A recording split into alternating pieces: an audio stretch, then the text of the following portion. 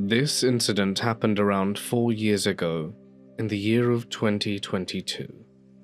My fiancé and I were 2 months away from getting hitched, had a decent job, a good home, and both the original Steam Deck and Elden Ring had been re-released. Life was good, and I had a lot more free time than I do now, since as of then we didn't have kids yet. About a month out from my wedding date, my mum had called me up to ask if I could house sit for her. She was working for a small tech company and was being sent out of state for a big convention to promote the brand. It would only be about 5 days, and taking care of her place would be easy since her home was very small. Basically involved clean up after myself, to watch her 2 small dogs, to take out the trash, and relax after I got back from work. My mum lived in a retirement community at the time, as she was just at the minimum age, so I knew it would be quite a quiet ordeal. When the day came, I packed up my Steam Deck, my ease to transport Series S, regretted that as soon as I had Elden Ring on my PlayStation, and man, I was hurting for more of that, extra clothes and my pistol. Yes, the last one might be an overreaction. It's a retirement community and should be safe, but there had been reports of break-ins in the housing district a few blocks over, and it's always better safe than sorry. So the first 2 days came and went, and it was pretty sweet. Go to work, play with her mutts, play Dark Souls 2 SOTFS on my Steam Deck to fill the void where Elden Ring had been, and chill out with friends online. When it came to bedtime, I would keep the TV on and have some Mike Burn Fire or TFS gaming playing in the background. I have difficulty relaxing in a home that isn't mine, and the videos help put me at ease. During my stay, I had chosen to sleep on my mum's couch in the living room, while mum had offered me her room. I declined as there were 2 things holding me back from that. The first reason that she preferred to use no animal cruelty homegrown recipes for a lot of things, which included her laundry detergent. I respect that's what she wants, but it leaves her sheets with this sickly sweet odor that runs hell on my sinuses and makes my skin prickle. The other was that I genuinely felt uncomfortable in her room, like a sense of foreboding. When I got close to it, she had been living in her home for about 8 months at that point, and ever since she moved in, I had felt weird about the room. I could never give a reason as to why or how to describe the feeling from earlier times. I remember when she was renovating the home, she recruited me to build furniture and mount the closet bars in her bedroom. It was a nice sunny day, the curtains were open, and my mum was blaring her music in the kitchen as she painted. By all accounts, there should have been nothing for me to feel anxious about, but the entire time I was making her makeup desk and bed frame, I felt this immense pressure in my gut, and a sense of unease, like something wasn't right, or I was doing something wrong. I pushed it to the side, but every time I got near the room after that, it would leave me feeling reluctant to go further. I wasn't sure why I felt this way. Even back then I did believe in the paranormal, but something like that didn't really strike me as something her tiny house could have. Either way, I never really questioned it, since she loved her home and slept well pretty much every night in that same room. Plus, it's not like I lived there, so I put that concern in the back of my mind. As long as my mum is safe and happy, that's good enough for me. For a quick reference, I'll give you an idea of how my mum's house was set up. The living room was in the far north, kitchen in the middle, and the hallway with the bathroom after that. And finally, her bedroom was in the south. If you sat on the couch at the end of the living room and looked to your left, you would be able to see about half of her bedroom doorway, and I'd measure it was about maybe 20 to 25 feet from the couch to her bedroom. Again, tiny house. Now, the first 2 days of house sitting had gone great. I love my mum's dogs, the house had great air conditioning, and I had some good food. But then we came to day 3. Same schedule as the last couple of days. Got to work, get back by 3 p.m, decide to grab some pizza from the local RXR, and game till 10 while I flirt with my fiancée on the phone. Cuddle up with the mutts on the couch and sleep, with the TV playing something on YouTube. Now, one thing to note, I had my pistol wedged in the cushion underneath my pillow. As many of you probably point out, this was overkill or very unsafe, but with the aforementioned break-ins, I really wanted to have it within arm's reach and out of sight of any potential burglars. I have decent reflexes and trained with it often back then, so if there was some trouble, I was confident pulling it out would be no issue. Now this night, I fell asleep after a few episodes of Dragon Ball Z, and I slipped into a blank dream. It was mostly just grey surroundings and muffled noise, like I usually do, but the dream shifted. Grey nothing soon cleared up to the view of my mum's house, in the exact same position I had fallen asleep in. I was laying down on the couch, facing the direction of her room. The dream was clear. I could see her kitchen, the dining room table, and even swear I saw the flashes of the TV playing. I just stared for a bit, in that weird state between consciousness and sleep, as I idly wondered if I was awake or not. I'm not a lucid dreamer, and have never had sleep paralysis, so this was strange for me. But then I noticed something. At the end of the hall, at the bedroom door. To this day, I don't remember if I had closed it or not, but at this moment it was wide open. There was a man standing at the entrance to her bedroom, just standing and staring at me, whereas the environment around me was crystal clear. This man was obscured in shadow. He was tall and broad-shouldered, standing up almost painfully straight. I couldn't make out any defining features he had, and the best way I could hope to describe him would be a pitch-black clothing store mannequin with small wafts of smoke around him. I don't know how long I stared at this man, as he stared back at me. I didn't feel any immediate fear, as I was chalking that up to my mind telling me I might still be dreaming. But after a few moments passed, I realized 2 things.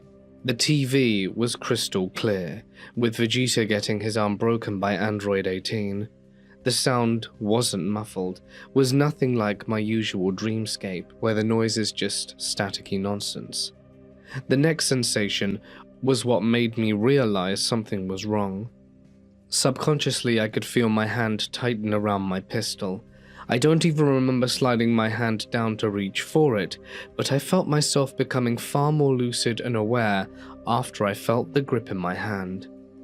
The second I felt my fingers wrap around the handle of my gun, the man at the end of the hall ran at me in a dead sprint.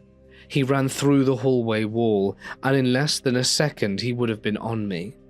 Fear and adrenaline hit my system like a freight train, and while I couldn't stop the scream that erupted from my mouth, I was grateful that my body reacted faster than I expected, sitting up and pointing the barrel of the gun right where this terrifying thing was running. But by the time I had sat up, he was gone. He was just gone, like he was never there to begin with. I sat there for who knows how long, just feeling my heart hammering in my chest as the poor dogs had been jolted awake by my sudden motion and were all giving me confused looks. I sat there with the pistol outstretched, my fingers still remaining idly on the trigger. Thankfully, I had enough control of myself to not have pulled it, and wondering if any of it was real. After a few moments of tense silence, broken up by the background video, I finally stood up, keeping my pistol aimed down the hall. It might seem silly to pull a 9mm on a ghost or spirit, but I wasn't really thinking of that at the time.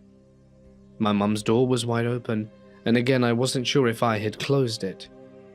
I then turned on all the lights in the living room and kitchen, but did not dare to take one step towards the hallway. Sitting back down, I looked to see it was around midnight, less than 2 hours of sleep, and more than 6 hours before I needed to leave for work. So I resigned myself to sit on the couch with the dogs and stare at the darkened hallway. While the lights were on, I could not stop my heart from hammering or the worry ebbing in my chest. I didn't see the thing again after that night, and I tried just to drown it out with DBZA, which didn't work so well. I'll be honest, I don't even remember how I got back to sleep that night. I just remember petting the pups as I watched TV, and the next thing I know, I was waking up at 6 a.m. I opted not to take a shower that day, since it was right next to the bedroom. I did have to go out the door that was also right next to the room though, and I felt the same sense of foreboding. That entire day at work, the experience stayed with me. I kept debating with myself whether it was a dream or real, who the hell it had been, and if I wanted to go back to that home. I knew I couldn't bring the dogs with me since they didn't get along with my own mutts. I knew that someone had to be there for them, especially if something strange was going on. I hated the idea. But my stay was only for 2 more days, which only made me more concerned for my mum. I was there temporarily. She would have to live there with that thing. On the second to last and final nights, I decided to keep every light on. When I got home, I ventured into the hallway and my mum's room to turn on those lights as well. Since it was still daylight, I felt a little braver to do so. The rest of the day passed fast, and night settled in. I didn't get to sleep until well past midnight. My body was too full of nerves. I didn't play games or listen to music, or even talk to my friends or fiancé. I just kept the TV on and kept glancing at her bedroom fully alert. While my sleep wasn't great, thankfully nothing happened that night. With that, thankfully uneventful night, the last day went about the same, and I packed up my stuff and headed to work. During my lunch break, I called my mum since I knew she was returning, and told her flat out what had happened, how the guy looked, and how at this point I was sure it was real. My mum is pretty religious, and has claimed she's experienced some paranormal events herself, so it wasn't hard to convince her. She was freaked out by the idea, but decided to reach out to the previous owner of her little home to ask some questions. The lady who owned the house previously was casual with her answers. She talked about her husband and how they had been married and bought the home several years ago. When Mum asked her if he had passed away in the home, the previous owner confirmed it, a little too cheerily according to my mother. Apparently, the guy had died of a heart attack in the bedroom, pretty violent cardiac arrest. I don't know if all of it was mentioned in the initial sale, but my mum can glance over the details. And with that, my mum wasn't happy. While she herself had never encountered this strange ghost in her time living there, she did not like the idea of sharing a home with him. This part might make you laugh, but rather than call for an exorcist or using crosses and holy water-coated bullets to try and purify her home, she basically just prayed really hard. Her faith is strong, and I'm guessing it was enough for the guy. Either he left, or the prayer chilled him out because my mum never saw him. I babysat for her a second time a few months later, and I didn't see any sign of him. Whether praying really hard or not actually worked, I cannot say. But even then, I still get a sense of foreboding every time I go close to her bedroom, so it's hard to say what's going on in that home. My wife eventually got pregnant with our first child, and we did a contingent sale to get a new home, one with about an acre of land. Mum sold her home and got a small house near ours, so she could see her grandkids whenever she wished. And that's where we all sit today, thankfully, without any more paranormal experiences. About 10 years ago, I was working with another man in a huge federal facility. We were both engineers, and we were monitoring some tests together.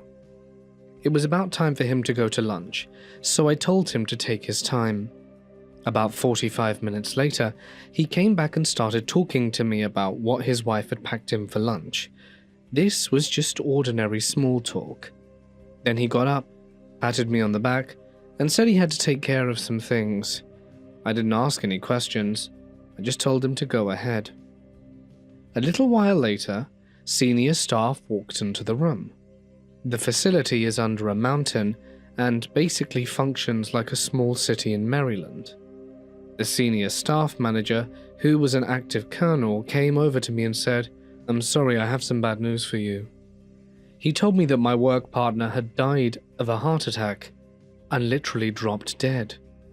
I looked at him like he was mistaken and said, "Sir, there must be some misunderstanding. He was just here 5 minutes ago." That's when I was told he had died at the lunch table. I was disturbed and honestly could not believe it. In fact, they took me to the hospital because I was so shaken up. It was really him, and I figured maybe he had just wanted to say goodbye. I went to the wake and spoke to his wife, but decided not to tell her what had happened. In my mind, I just thought, let him tell you himself.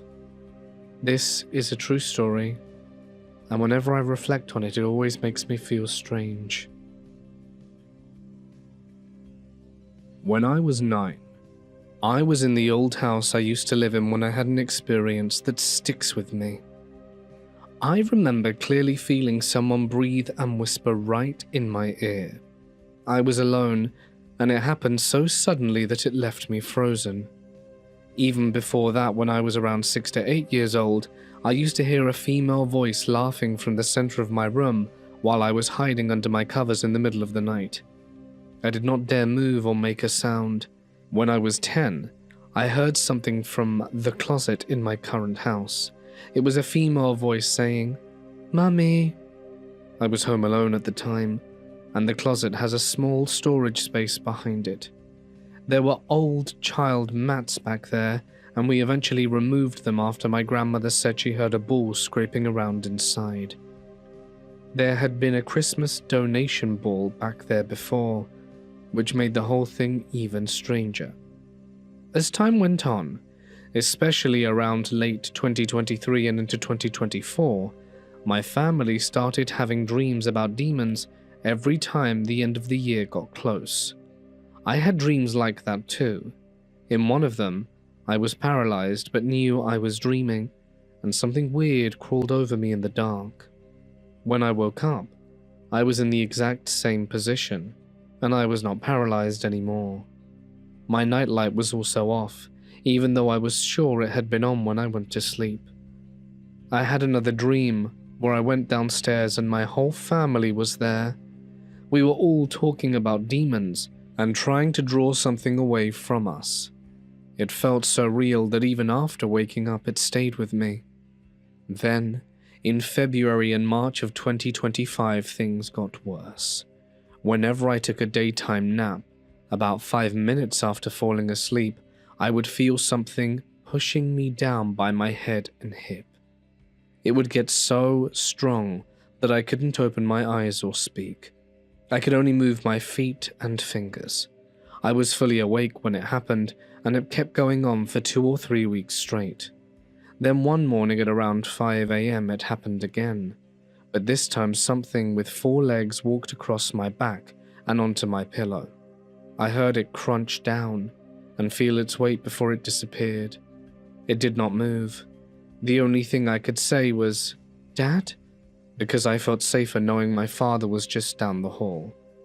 After that, it stopped once I got online access again and had friends to talk to and distractions to focus on. It was like once I was less isolated and less paranoid, the worst of it backed off. My father has told me he went through strange things too when he was a kid. He said he experienced crazy stuff in a house he used to live in, and also in a hotel room that he thought was haunted. He and his brother were alone in that room, and he thought their father had come through one door and gone to the bathroom. But their actual father came through the other door because the room had two entrances. When they went down to the lobby, the owner told them that someone had died by taking their life in that room, and that was the reason it was haunted. They were moved to a different room, or even a different hotel after that. So now I keep wondering whether what I have experienced is normal, just imagination, or something more. It does not always feel like a coincidence, especially because so many of the experiences happened in different places and at different ages, but I still don't know what to make of it. Olympic National Forest, 2021 to 2025. During one of the most turbulent times of my life, when I was barely holding on to who I was, I felt like everything was falling apart. I cursed the universe, yet strange, unexplainable things began to happen. Green pulsating orbs started to show up, faces in the trees and materializing out of nowhere, interaction with entities. I do try to rationalize, analyze, and come to logical reasoning before jumping to this or that. This is just where it has led me. I've never been one to follow any crowd. I tend to go against it and have a strong dislike for the government. I strive for freedom, and there is no bandwagon for me to jump on. A mountain man trying to make sense of the world.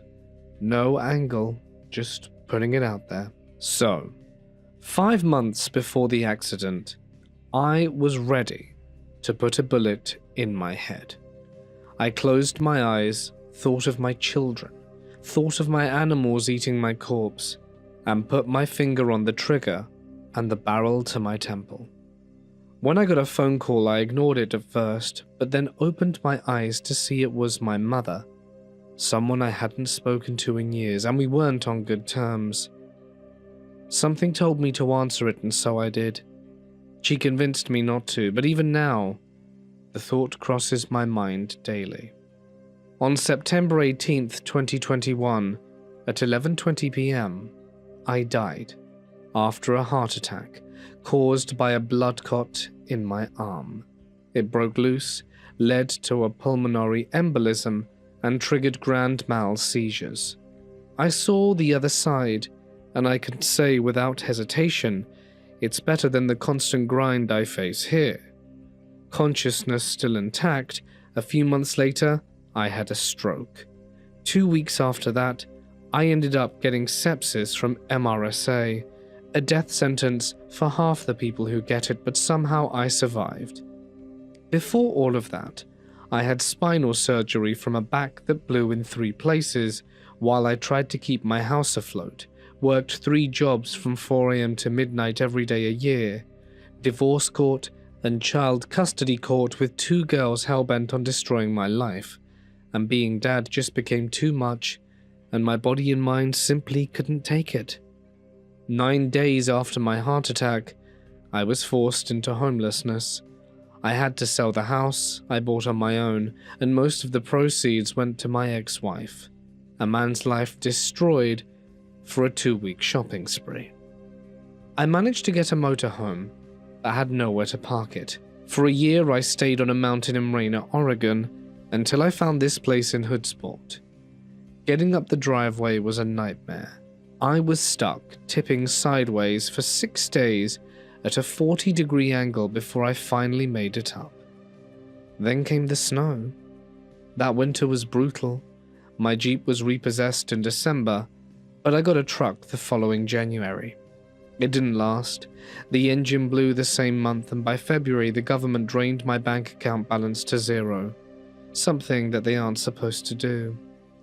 Stranded in 4 feet of snow for 9 months, I ended up with frostbite on my feet. I would collapse face down in the snow from sheer exhaustion and pray for a death that never came. Use my clothes, a branch, and gasoline to fashion a torch to travel at night.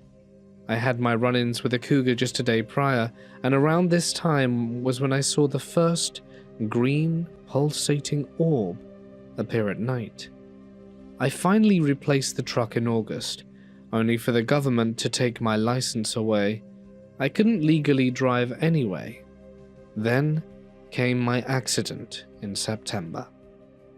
One night, in the pitch-black forest outside in a remote area in the Olympic National Forest, sitting on my porch alone, I switched on my flashlight, and there was a distinct outline of a woman's face, maybe 2 feet in diameter. It felt like she didn't want to be seen.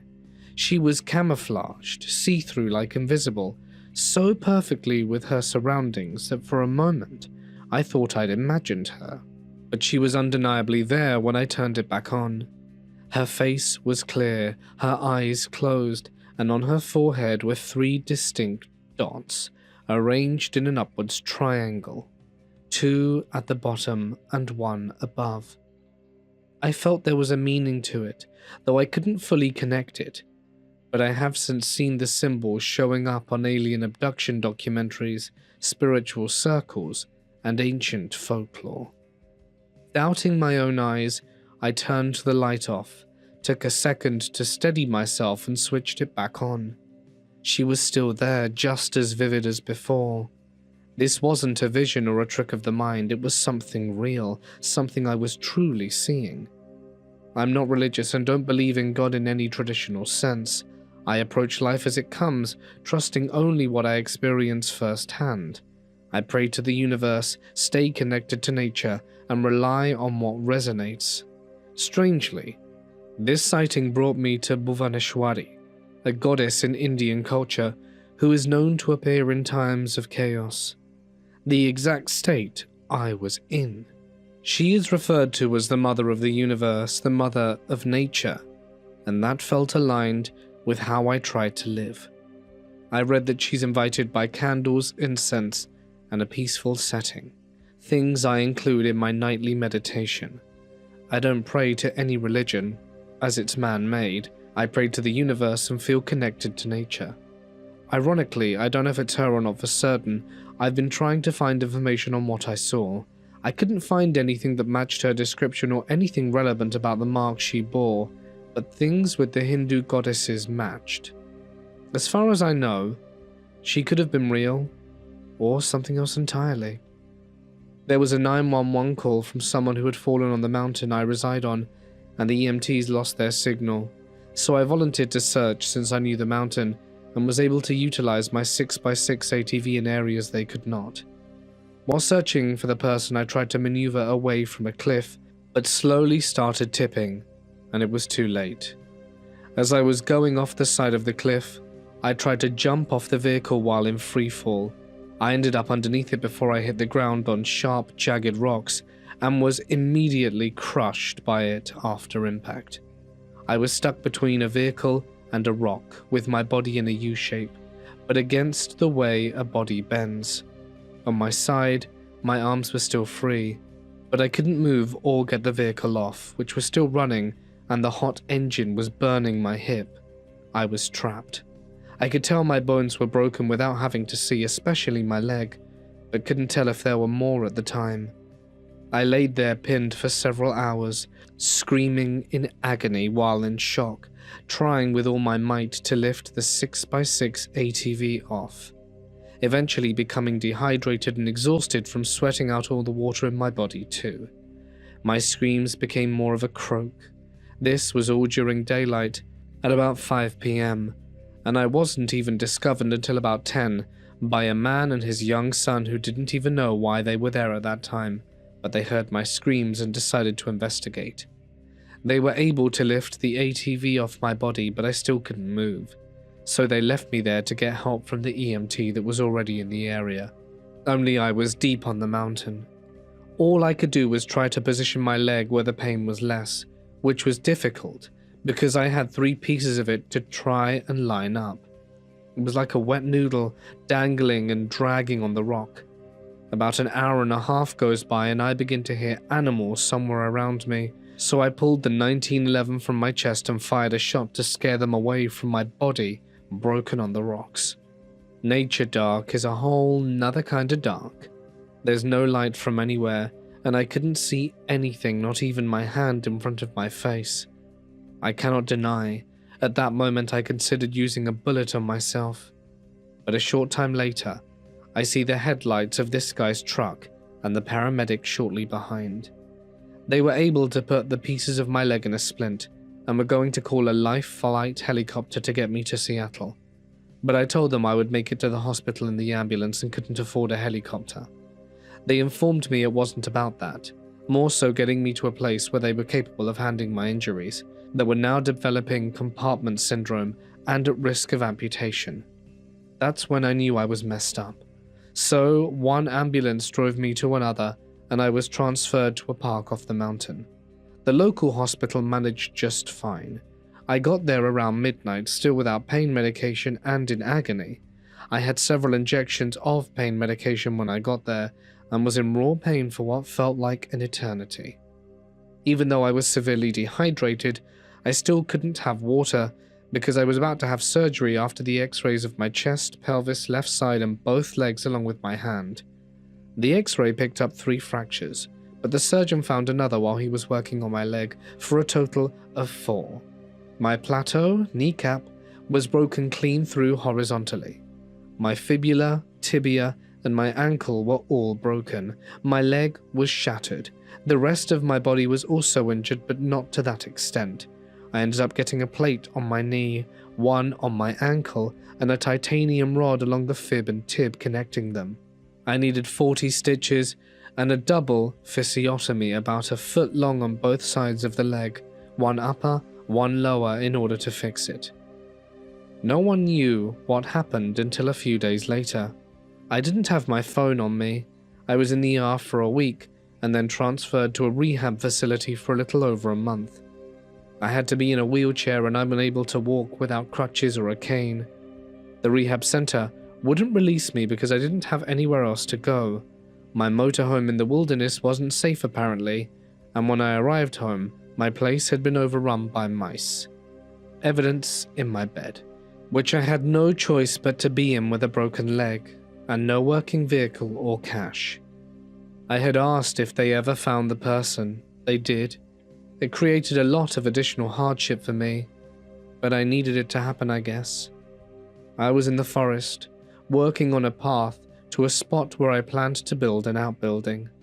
There's a stream nearby, fed by a spring on the property, and in this area, I noticed a peculiar hole in the ground.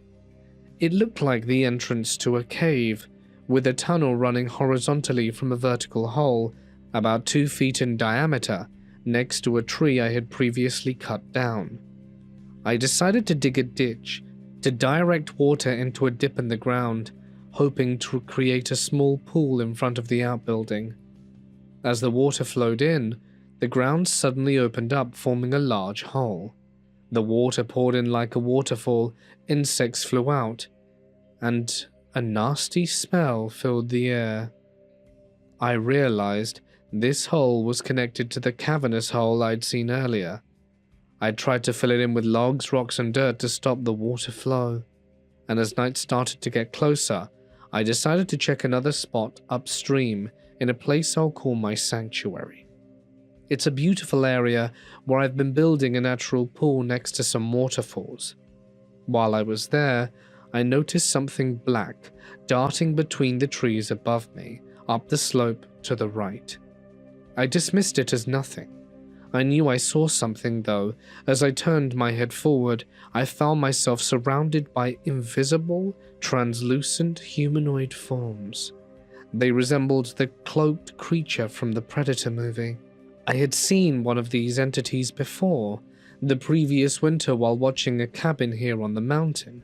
That time, it was accompanied by a pulsating green orb and felt friendly. But this encounter was different, more intense. While having a broken leg, I wasn't in a position for much. My dog became alert, tail straight, and began chasing something into the forest. Thinking she might have spotted a cougar or bear, I pulled my sidearm and followed her with my eyes towards the cave. Oddly, I didn't think much of it at the time, but the unease in the air was undeniable. I didn't like how these entities made me feel. When it became overwhelming, I left for home. I opened the frozen window behind my couch to smoke. The unease I felt earlier returned in full force as soon as light fell, and suddenly I heard loud branches breaking on either side of my house, close to the forest line. I knew it was them. They seemed to move through the trees effortlessly, undetectable except for the sound. I fired a shot with my rifle towards the left in the hillside to see if the branches would move away from the house or stop, but it had no effect. The sounds continued, about 6 breaks every 10 minutes for hours. I closed the window, but the breaking branches persisted, and I felt trapped and powerless. Tapping on the side of the house began what sounded like metal. That night I couldn't sleep. I started researching what I had seen while this was occurring, and was horrified to learn that these entities are real. Many people have reported encounters with beings referred to as Glimmerman or Predator, tied to mysterious disappearances documented in missing 411 cases. These cases involve people vanishing without explanation in wilderness areas, often near bodies of water or cave systems, which is where I happened to live. As I delved deeper, I found eerie connections. I watched videos of people describing similar translucent beings and felt an overwhelming sense of fear. Tears filled my eyes as I realized the gravity of what I had encountered. For 3 weeks after that night, I didn't venture more than 20 feet from my house, and only briefly, never at night. The area was hit hard by a blizzard with temperatures plummeting to 10 degrees, and during this time I came across a video where someone described hearing what sounded like a T-Rex walking the ground, shaking branches, an experience eerily similar to what I had heard during the summer, and only in the summer I heard these stomps. Another researcher shared maps showing the overlap of distances, cave systems, and national forests. The alignment was striking, and my home wasn't in the middle of it, but described my living environment to a T. As night became day, I ventured outside and found broken branches, thick, healthy ones, still attached to the tree, directly in view of the window where I had been standing. My heart sank, but I wasn't surprised. A circle scratched in the ground about 2 inches wide around the house. Under the truck, a face appeared in a tree that wasn't there before, and it's still there. I could feel things around me, but couldn't see. I would call out into the woods to speak to it, bargain with it. The months following brought me hardship. My truck broke down yet again, my ATV became unusable, and I was stranded in the wilderness, only this time my leg was broken. Meanwhile, I began connecting the dots between these experiences and other strange occurrences. Objects disappearing or being moved in unnatural ways, green pulsating orbs, and the overwhelming sense of being watched. Branches planted like trees, things left in garden beds, and the energy felt childlike, as if it wanted to be friends. I didn't move these objects. I left them alone. I've always had experiences with the paranormal, things that defy explanation. From my earliest memories to now, encounter with cryptids and otherworldly phenomena have been a recurring theme in my life.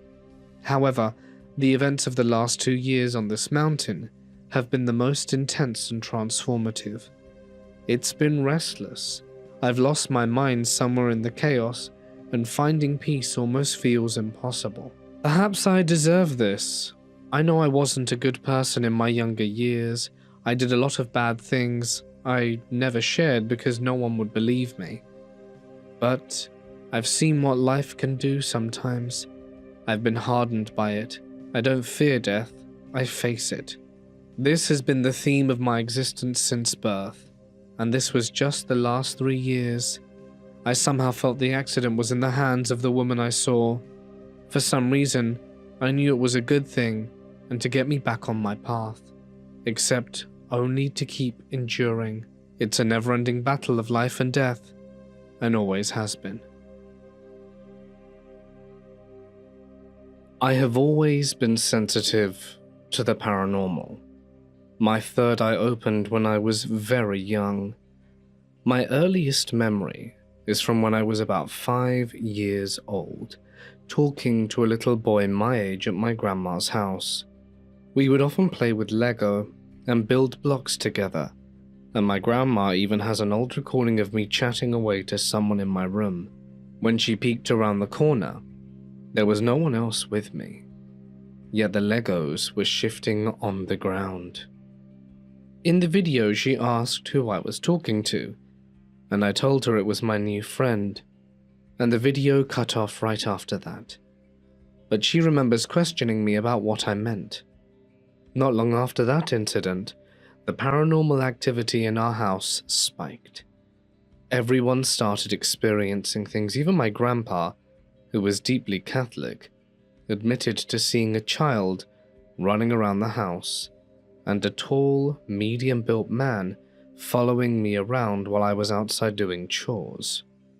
The summer before 6th grade, I went through a very traumatic experience with a malevolent entity I'd rather not go into details about. I only remember that it would come into my room and hang itself in my doorway or under my loft bed. After that, I began struggling with severe mental health issues. My mum, grandpa, and uncle thought I was imagining things or making them up. My family knew I was sensitive, and that strange things had happened around me before, but they never really believed the darker side of it. Eventually I broke down and told my grandma how bad the things I was seeing and feeling and hearing had gotten. She finally believed me and reached out to a psychic medium, her friend, for help. That medium helped me close my third eye, and for a long time I had no issues or experiences. Fast forward to many years later, my fiancé and I moved in together, and since then we've been dealing with constant negative paranormal experiences. Pots, pans, and utensils have been thrown at us. We've both felt something trying to pull us down the basement steps. We can't put smoke alarms in the house, or else they'll just screech even after being replaced or putting new batteries in. My fiancé has heard a man talking upstairs while he was alone in the house. I have dropped in on our Alexa many times to check on the cats and heard people talking, then nothing but silence, and we have both heard footsteps going up and down the stairs like someone was pacing. While we were on vacation in New York, my mum and grandma stayed at our house to cat sit. One night, my mum called, panicked, saying she'd heard screaming coming from the basement, and sent us a photo of a handprint on the outside glass of one of our windows. When we returned home, my grandma left a note for us. She'd heard a dog howling inside and around our house, even though none of our neighbors have dogs and the neighborhood is normally silent. Ever since then, things have only gotten worse. Something has been pulling our cat's tails. Candles refuse to stay lit. When I go upstairs, I hear the doors opening and closing, yet when I come back down, both deadbolts are still latched. One morning, I found my engagement ring, a pair of earrings, and 2 necklaces scorched, all after sitting untouched in my jewelry box overnight. I already tried so many different ways to cleanse and protect our home, but nothing seemed to work. I've smudged every single room multiple times and firmly asked and even demanded whatever it is to leave. I've meditated and tried to release any negative emotions I might be carrying, hoping it would help clear the energy. I've placed bowls in nearly every corner of the house, filled with black tourmaline, sage, and selenite. I wear sage, onyx, and black sapphire daily, and I've lined all of our doorways with salt for protection. My fiancé has done the same, and he's even performed several banishing and protection spells. But despite all of these efforts, the activity hasn't stopped or lessened. If anything, it feels like it's getting worse as time goes on. Recently, I reached back out to the same psychic medium. She told me to stop what's happening and that I may need to reopen or unblock my third eye and perform a cleansing to remove any attached negative energy. But honestly, I'm terrified. I don't want to open myself up to these experiences again. I just want all of this to stop. I'm scared to sleep in the house alone. Every time I go into the kitchen, I can hardly breathe from panic. My cats have become so clingy they barely leave our sides. That sounds great, but they will scream and cry for hours after we leave, and even some of my friends who've witnessed very few of these things refuse to come over anymore. So here I am, asking for any and all advice anyone can offer. I'm open to almost anything within reason. I just want peace in our home again, even if that means doing something that scares the living daylights out of me. Thank you all so much for your guidance. All advice is appreciated more than you know. It was October of 2010, and a group of us who were still in high school decided to go ghost hunting after being inspired by a few professional groups some of us knew about. We wanted to get some proof, mostly through EVP and photos, so we drove about an hour to a famous Civil War battleground in Georgia. By the time we got there, it was dark and a little chilly, and about 8:30 p.m. We started walking down some abandoned railroad tracks that we found nearby while we talked. Then, all at once, I noticed a cool spot. Maybe because of the elevation, and I got the idea to ask everyone to be quiet so I could try speaking to any ghosts in the area. We kept walking in silence while I tried asking simple questions like, "If you're here, make it known to us," or "Make a noise," or "Show us." While I was talking, I was also taking pictures. I must have taken about 10. Then, after looking at one of them that I had just taken and starting the next question, I froze halfway through my sentence, because I had caught something that definitely had not been in there before. I zoomed in and saw what looked like the back of a large person standing away from us. But for some reason, the figure appeared to be headless. I immediately told the others what might be with us, and all that teenage adrenaline kicked in. We all sprinted back to the car. As we drove back, I thought I could make out something else on the right side, though it was very faint. When we got home, I opened the image in my old 2010 photo editor and cranked up the exposure and contrast. When I enhanced the picture, the figure on the left looked a lot clearer. I would really love to know if anyone has taken any photography like this. Until about 3 hours ago, I did not believe in the paranormal. My workplace was called haunted by my coworkers, but they like to mess with new hires, so I assumed they were lying. I also went over a year without witnessing anything out of the ordinary. This changed today when I worked my first closing shift of the summer. I'm not going to go into the full details, as this isn't a particularly unique or interesting encounter, but I work the closing shift at a small business in a very old building. At least 2 people have passed away inside the building over the years. My co-workers have described there being some bad energy there. However, I chalked it up to the building's poorly maintained interior, as I think scary-looking places tend to create scary vibes. I tend to assume most anomalies are psychological, likely related to sleep deprivation or auditory hallucinations because we work pretty late into the night. Today, I was closing by myself while my manager was sweeping the front of the lobby. I went alone to clean the bathrooms at the back of the building. The first odd thing I noticed was that all the faucets had been turned on, despite me having used the bathroom while the building was closed to the public. I never leave the faucets running, and I know for a fact I didn't touch both of them as I had no reason to do so. They are not automatic and are operated by turning a knob to switch on the water, so this couldn't have been a technological fluke or an accident. The really upsetting part occurred when I entered the stall room to sweep. Our stalls have actual wooden doors with no gaps, and they sit slightly ajar when unoccupied. I went to open the first stall and sweep, and the door to the second stall beside me was aggressively pulled shut from the inside.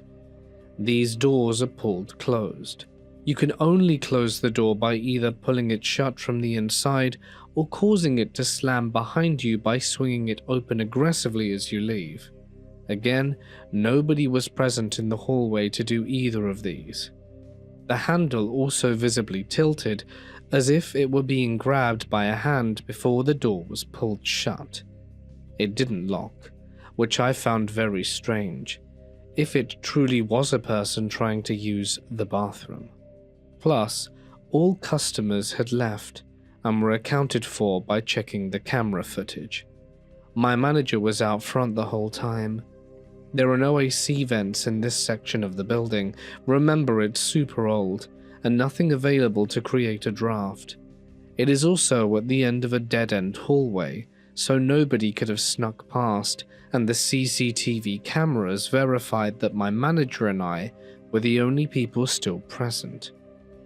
I immediately felt a sense of dread, unlike anything I've ever experienced. I genuinely had to take deep breaths because I thought I was going to pass out or be sick.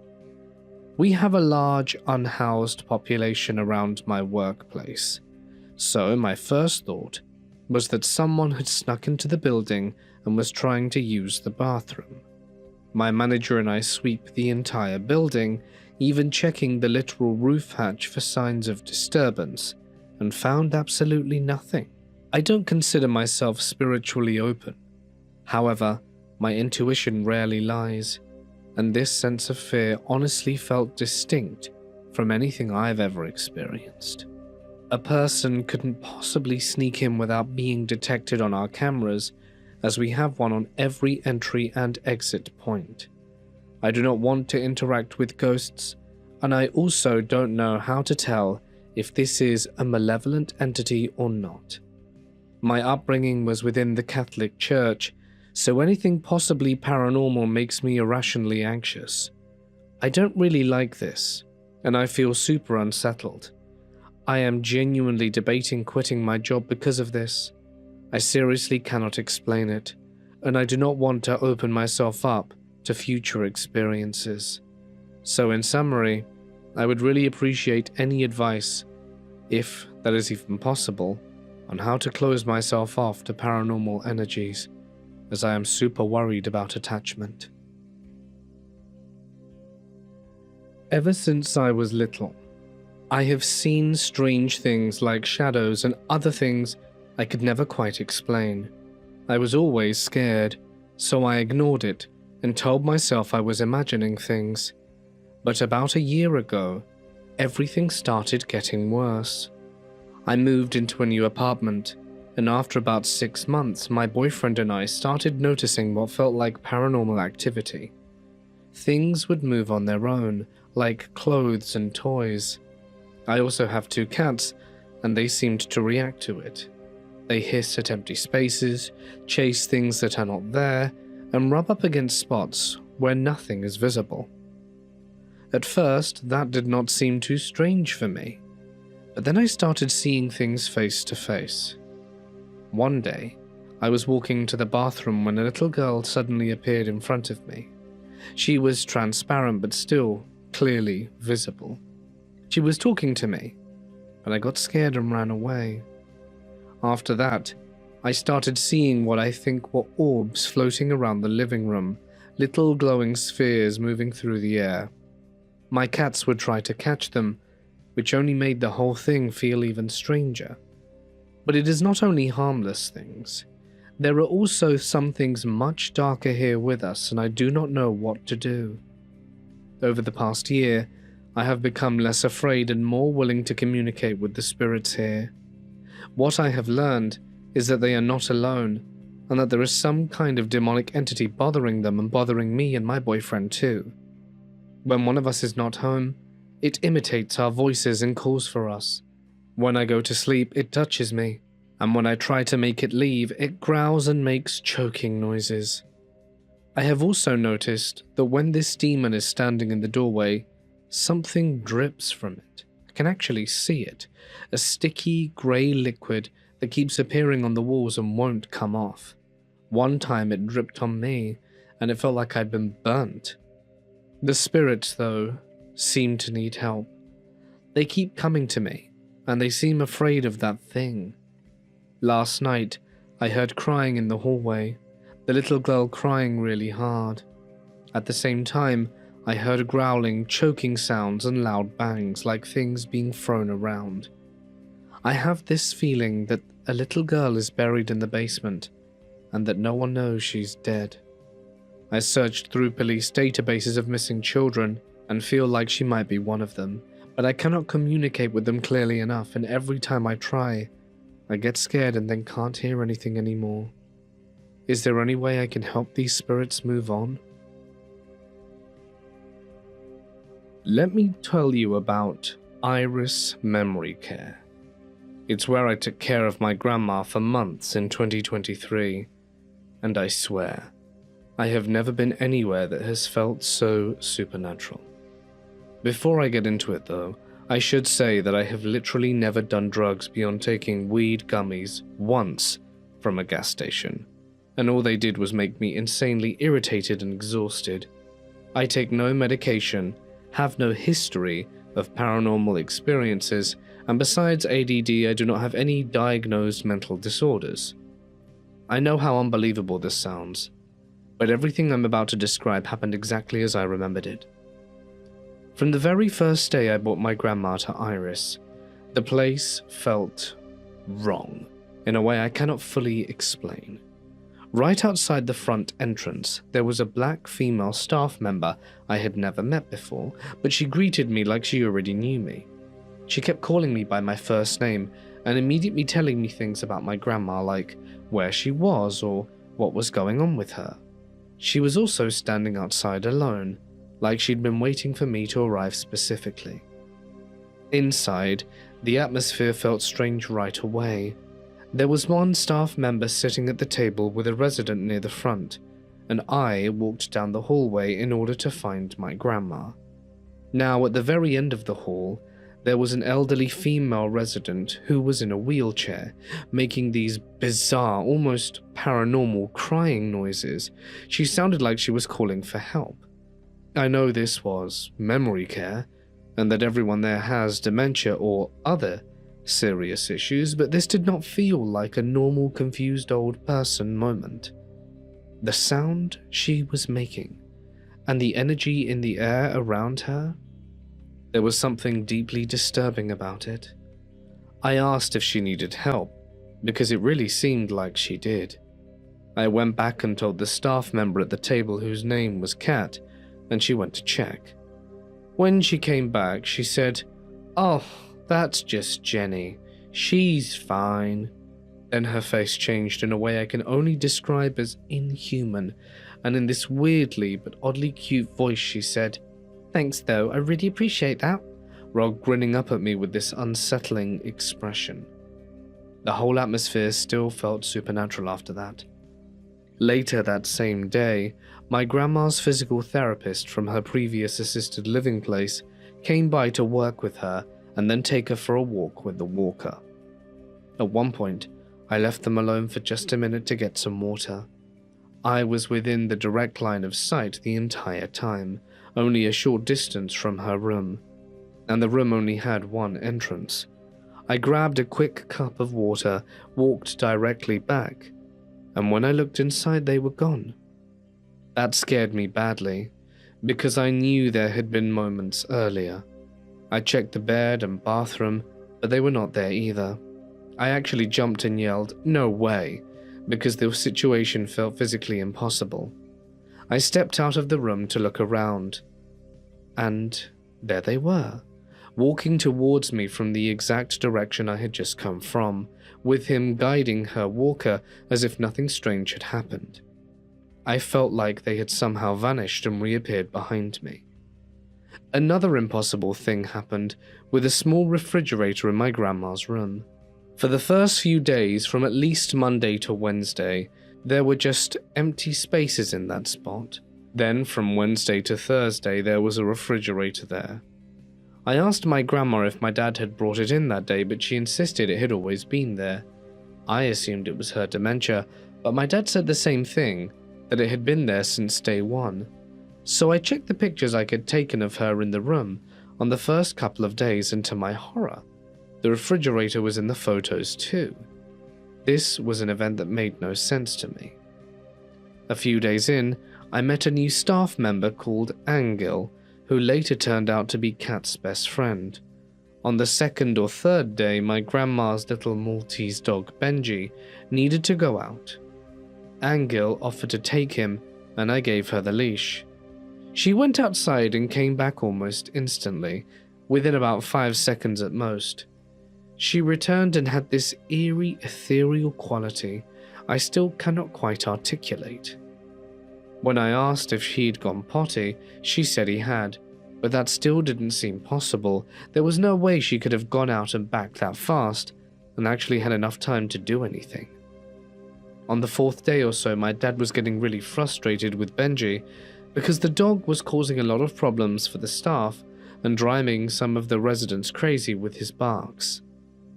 He asked me to go back after I had already come home and pay me to give the dog some anti-anxiety medication, so I returned to Iris. When I walked in, there was another female staff member on the right side of the entrance who immediately focused on me. She seemed like the manager, just like the first woman who had greeted me on day one. She acted like she already knew me.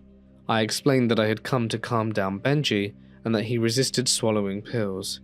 She said in the most disturbing, inhuman voice change I ever heard, "Well, good luck with that," and laughed like a witch. That stuck with me for the next week or two because I could not understand why this place kept feeling like that. I went to my grandma's room and fought with Benji to get him to take his medicine, but he kept snarling and resisting. At one point it seemed like he was going to bite me, so I finally realized I should just crush the pill and put it into his food, and that worked. After, I left. There were other strange things too.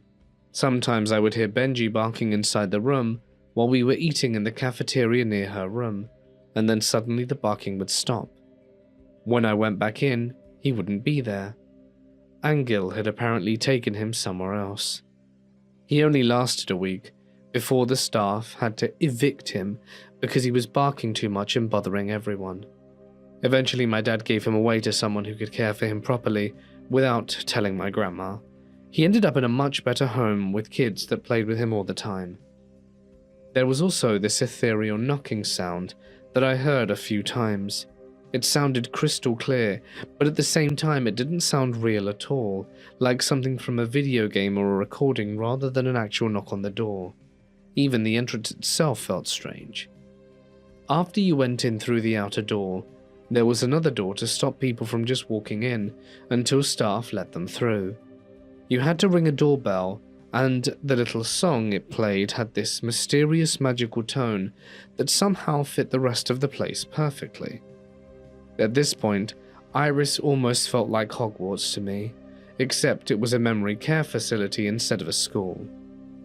One day, Angel and I went into my grandma's room, and I asked if I could order a pizza and have my grandma eat it in the room. She wasn't sure and said that she would ask. A few minutes later, I walk out to look for her and turn the corner. She was standing there with Kat, and the two of them were chatting.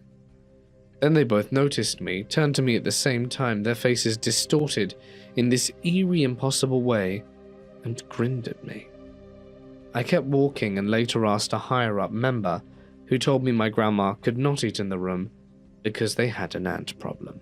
Another day after I walked into the room, I heard the door magically close and click locked behind me. I knew no one had been there with me. It happened so fast and cleanly that it felt like an obvious trick, except there was no explanation for it. During the second week, I was talking to my grandma for less than an hour when I noticed the time on her clock had somehow jumped 4 or 5 hours ahead. My phone agreed. It was like we had somehow time-traveled to later in the afternoon. That one terrified me even more than the disappearing therapist and walker, because it felt so final and impossible. I ended up leaving, even though I should have been way too early, because we were supposed to stay up there for a few hours, and I had barely been there for an hour. Another time, I passed Angel in the hallway, gave her a side-eye because of all the strange things I had seen around her, and she immediately turned her head, smiled hugely, and said hi before continuing on. At one point in the cafeteria, a staff member told me no one was manning the kitchen and that someone would be back in about an hour. And then within a minute or two, a female with wild red hair appeared almost out of nowhere and asked if I needed help. She got my grandma a meal as if she'd been there the whole time. Later on, I think it was the same woman who had her daughter in the TV area. The little girl was running around and behaving a bit like a child from Monsters, Inc. My grandma knew her, liked her, and thought she was cute. Then there was the air conditioner incident. One day they were supposed to have the maintenance guy come and fix the AC in my grandma's room, but he had still not shown up. Staff kept telling me he would be there. I checked the room, and it was still warm because nothing had been done. Then just as I stepped out of the room, I heard a voice on the TV in the distance say, perfectly on cue, "The maintenance guy's here to save us."